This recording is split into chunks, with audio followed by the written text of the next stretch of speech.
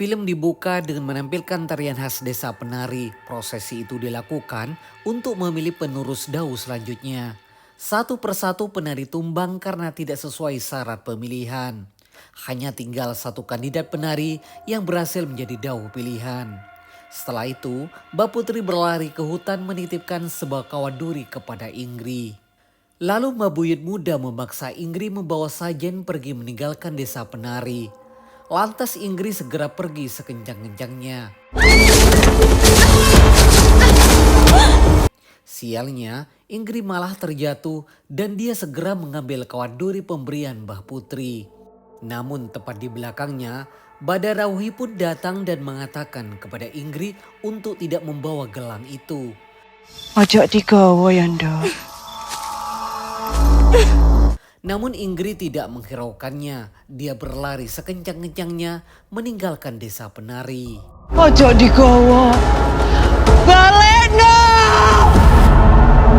25 tahun kemudian 3 orang remaja yang bernama Mila, Yuda dan Arya pergi bersama menuju ke sebuah desa. Tujuan mereka datang ke desa itu untuk mencari petunjuk mengenai penyakit yang diderita ibunya Mila. Setibanya di pasar, Mila melihat sebuah kedai dan dia segera masuk ke dalam. Perlahan-lahan, Mila berjalan menelusuri pasar itu. Hingga tanpa disadari Mila, dia tiba di sebuah tempat yang mencekam. Dikarenakan penasaran, Mila mencari sumber suara itu. Dan dia mendapati sosok seorang tukang daging yang mengatakan melarangnya pergi memasuki desa. Ojo mrono. Ojo mrono. Tak lama kemudian Yuda yang merupakan sepupu Mila datang menyadarkannya dari ketakutan.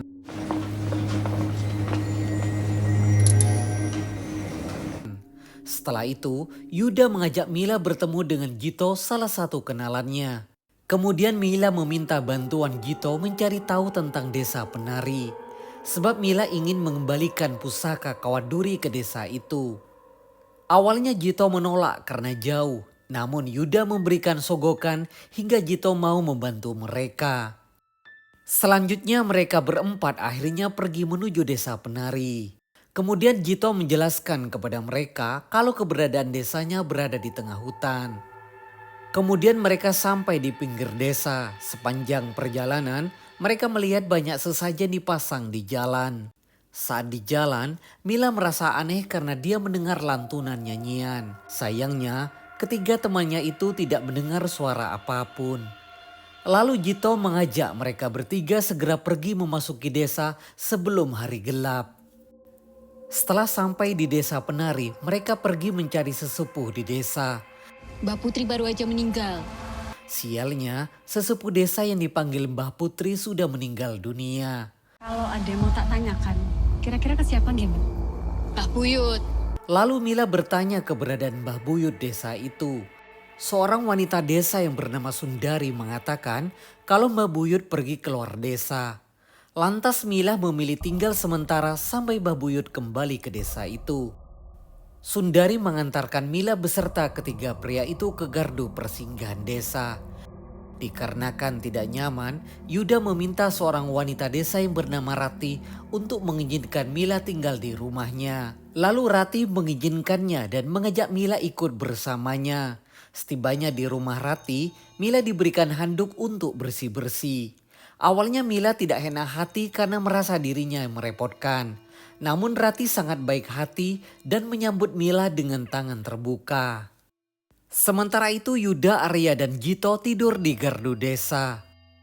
Ketika hari menjelang malam, nampak sosok gaib mendekati Yuda.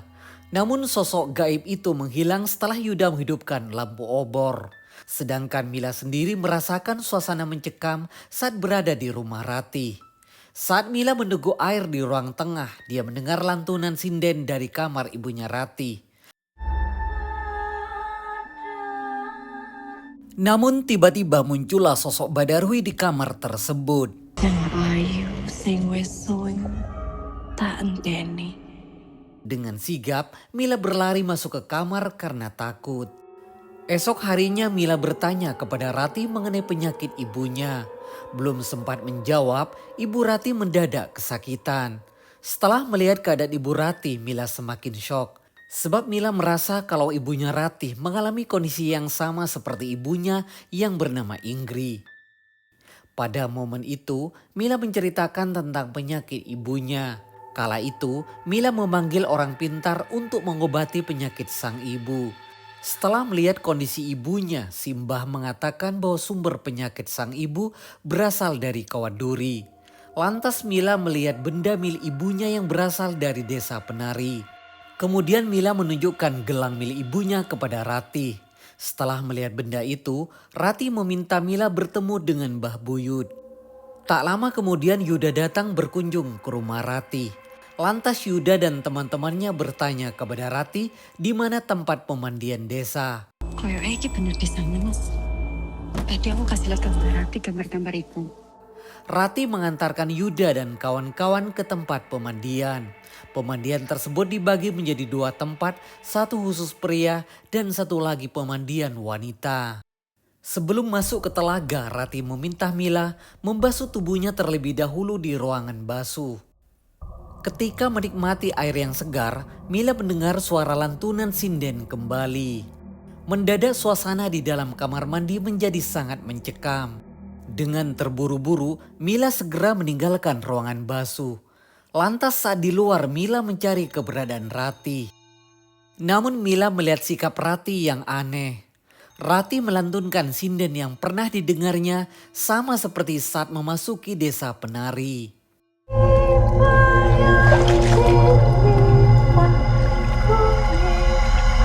Mila bertanya kepada Rati arti tembang yang dinyanyikannya. Lalu Rati menjelaskan arti dari sinden itu tentang janji yang tidak ditepati.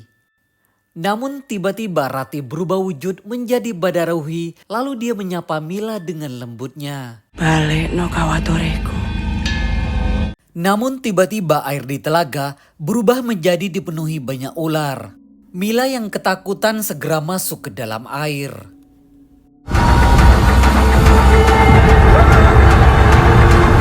Lalu Rati yang asli datang menyelamatkan Mila. Sementara Yuda dan teman-temannya masih sibuk mencari keberadaan Mbah Buyut. Setibanya di rumah Mbah Buyut, mereka dilempari batu oleh anak laki-laki yang bernama Prabu. Sontak saja Yuda langsung memarahi sikap Prabu yang kurang sopan. Kemudian Prabu menceritakan kalau Mbah Buyut bisa berubah menjadi anjing hitam. Namun Yuda tidak percaya dengan bajotan Prabu. Maka dari itu mereka memilih pergi meninggalkan Prabu. Kemudian saat Mila bertemu dengan Yuda di rumahnya Rati, dia menceritakan kejadian aneh ketika mandi di telaga. Mereka juga menguatkan perkataan Mila bahwa desa itu penuh dengan keanehan. Seperti nisan yang ditutupi oleh kain hitam, kemudian orang yang berubah menjadi anjing, serta desa yang berada di tengah hutan. Oleh karena itu, Yuda mengajak Mila untuk segera pergi meninggalkan desa penari. Namun Rati menyarankan agar Mila menunggu Mbah Buyut terlebih dahulu, agar Mila bisa memulangkan benda milik ibunya. Setelah itu, Mila dan Rati mendengarkan suara lantunan musik. Rati mengatakan sumber suara itu berasal dari desa sebelah, sebab desa sebelah sedang melangsungkan latihan menari. Dengan sigap Rati mengajak Mila pergi ke desa itu untuk menyaksikan para penari berlatih. Hingga akhirnya Rati dan Mila tiba di desa tetangga. Esok harinya Yuda datang berkunjung ke rumah Rati. Mereka mencari keberadaan Rati dan Mila. Sialnya Yuda dan kawan-kawan tidak berhasil menemukan keberadaan Mila. Kemudian Yuda melihat kondisi barang-barang Mila berserakan di atas tempat tidur. Tak hanya itu saja, Jito mendengar suara teriakan ibunya Rati. Mereka kaget dengan kondisi ibu Rati yang terbaring sakit. Semakin hari kondisi ibu Rati semakin parah. Setelah itu, Yuda dan kawan-kawan pergi mencari Mila ke seluruh penjuru desa. Mereka mulai khawatir karena tidak menemukan jejak Mila. Dek kene ae ondo.